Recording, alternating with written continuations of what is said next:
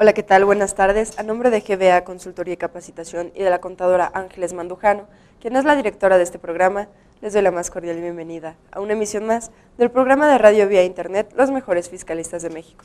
En esta ocasión, hablando del tema Análisis del régimen opcional de las sociedades cooperativas de producción, hoy nos acompaña el contador público Fernando Arregui Ibarra, de quien me permitiré dar una breve reseña de su trayectoria profesional. Es contador público certificado, especialista en fiscal, egresado de la Escuela Superior de Comercio y Administración del Instituto Politécnico Nacional, expositor en cursos de actualización fiscal en el Instituto Superior de Estudios Fiscales AC, profesor en diplomados de impuestos en el Instituto Tecnológico Autónomo de México, Campus Santa Teresa, autor de diversos libros sobre temas fiscales, autor de diversos artículos sobre temas fiscales en diversas revistas especializadas en impuestos, dictaminador para efectos del IMSS, dictaminador para efectos del Infonavit, dictaminador para efectos fiscales ante la Secretaría de Hacienda y Crédito Público, dictaminador ante la Secretaría de Finanzas del Distrito Federal, exintegrante de la Comisión Representativa ante Organismos de Seguridad Social del Instituto Mexicano de Contadores Públicos, director general de Despacho Arregui y Asociados S.C., miembro del Colegio de Contadores Públicos de México AC, miembro del Instituto Mexicano de Contadores Públicos AC. Y en esta ocasión los dejo en la conducción del contador público Francisco Cárdenas Guerrero. Muchas gracias.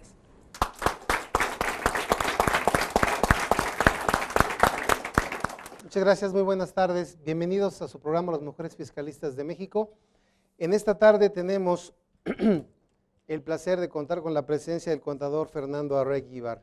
Fer, pues muchas gracias como siempre por tu tiempo, gracias por aceptar la invitación, bienvenido. No, gracias a ustedes por la invitación que me hacen. Muchas gracias. Gracias, Fer. Y esta tarde vamos a platicar sobre el régimen opcional de las cooperativas de producción. Este tema que creo vale mucho la pena analizar, puesto que comentábamos con Fernando antes de iniciar la charla, que estamos hablando prácticamente de dos artículos de la Ley del Impuesto a la Renta, los artículos 85A y 85B. Sin embargo, vamos a ver a lo largo de la charla que es insuficiente ese articulado para poder aplicar un régimen fiscal a las cooperativas de producción. Por ello, pues, nos dimos a la tarea de buscar a un especialista en la materia y nos acompaña el contador Fernando Arregui. Estas cooperativas han estado últimamente satanizadas, no solamente por la Secretaría de Hacienda, sino en diversos foros. Se ha satanizado mucho a la sociedad cooperativa indiscriminadamente. Yo creo que hay que conocerla un poquito más para ver realmente de qué se trata una sociedad cooperativa, cuáles son sus posibles beneficios fiscales legales y dejar a un lado que todas ellas sean evasoras de impuestos o todas ellas tengan problemas fiscales. Entonces, Fer, ¿te parece si podíamos empezar un poquito con la naturaleza de estas sociedades cooperativas? ¿Qué son? ¿Qué tipos de sociedades cooperativas hay? Para que le demos este preámbulo antes de iniciar con la opción.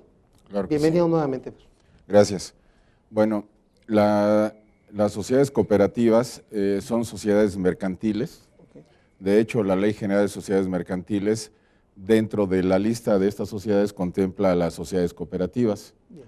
Y la ley aplicable para estas sociedades es la Ley General de Sociedades Cooperativas. O sea, hay una ley específica para ese tipo de sociedades.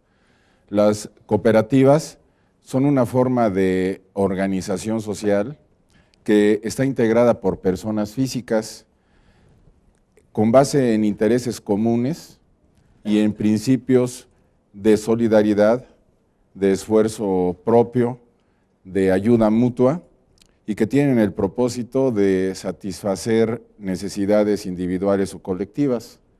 ¿Cómo satisfacen este tipo de necesidades? A través precisamente de la realización de actividades económicas, ya sea de producción, ya sea de distribución o en su defecto de consumo de bienes y servicios.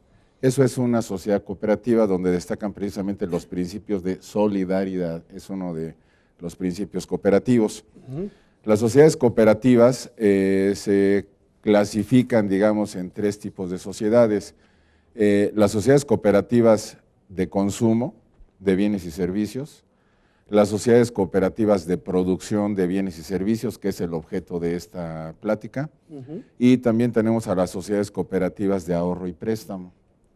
En el caso de estas sociedades, su régimen fiscal está previsto en la Ley del Impuesto sobre la Renta.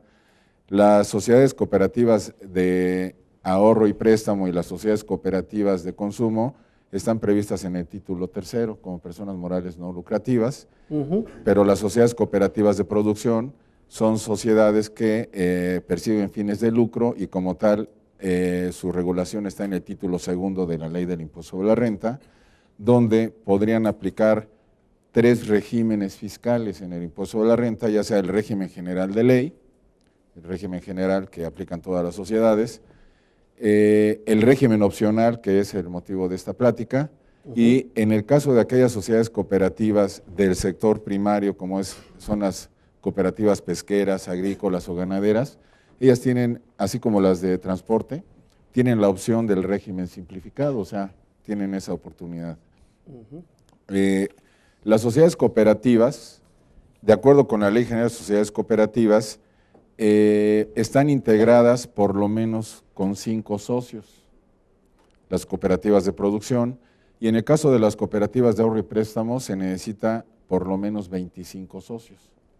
Entonces, las de producción, que por lo menos requieren 5 socios, bueno, son gran parte de las sociedades que hoy en día conocemos y que tú hacías mención hace un momento, de que hay muchas que han sido satanizadas, porque son sociedades cooperativas que se han dedicado al llamado outsourcing y eso ha creado un ruido muy importante a las autoridades fiscales. Y precisamente con base en esto, las sociedades cooperativas se pueden dedicar a cualquier tipo de actividad mientras ésta sea lícita y también se pueden asociar con cualquier otro tipo de empresas, sean sociedades anónimas, en fin, de alguna manera se pueden asociar con otro tipo de personas morales. Precisamente en el artículo 10 de esta ley de cooperativas se hace una mención de que aquellas cooperativas que simulen, más bien aquellas sociedades que simulen ser cooperativas son nulas de pleno derecho. Este es un artículo que podría aplicar la autoridad fiscal en caso de considerar o de estimar que alguna sociedad cooperativa de estas llamadas de outsourcing pues no son cooperativas. Si de alguna manera nada más utilizan el membrete de cooperativa para tener ventajas fiscales, pues estas son nulas de pleno derecho. Claro. Dentro del tema de las sociedades cooperativas, estas cooperativas también se pueden, digamos, agrupar en algunos o participar en algunos organismos. O sea, las cooperativas pueden formar uniones de cooperativas, o pueden formar federaciones de cooperativas o confederaciones inclusive de sociedades cooperativas. En nuestro país existen las sociedades cooperativas individuales, pero también las uniones, federaciones y confederaciones que agrupan a estos organismos. De hecho, en la ley del IETU se plantea que todos los organismos que agrupan a las cooperativas están exentos del IETU, como una referencia. Por otro lado, las sociedades cooperativas generan lo que se llama rendimientos, o sea, las utilidades contables de una cooperativa se llaman rendimientos y estos rendimientos son los que pueden ser distribuidos a sus socios, ya sea mediante anticipos que se dan durante el año y al final del ejercicio determinan la utilidad final que se llama rendimiento.